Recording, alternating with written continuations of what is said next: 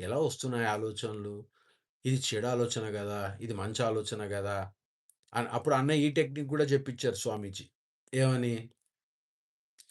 చెడు వెంపే ఆలోచనలు బోతున్నాయనుకుందాము. Fight జేయవద్దు. Revolution.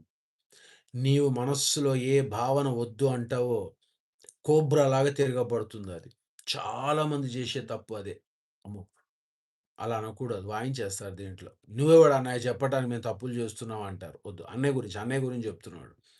అన్నయ్యకు చెడు ఆలోచన వచ్చింది అంటే, దాని గురించి ఇంక వద్దు, ఈ చెడు ఆలోచన ఛీ! ఛీ! అనుకున్నాడు అన్నయ్య. అంతే విజృంభణ. కోబ్రాలాగా కాటేసేస్తుంది. అదే తిరుగుతూ ఉంటుంది. అస్సలు మనస్సు నిలబడదయ్యా.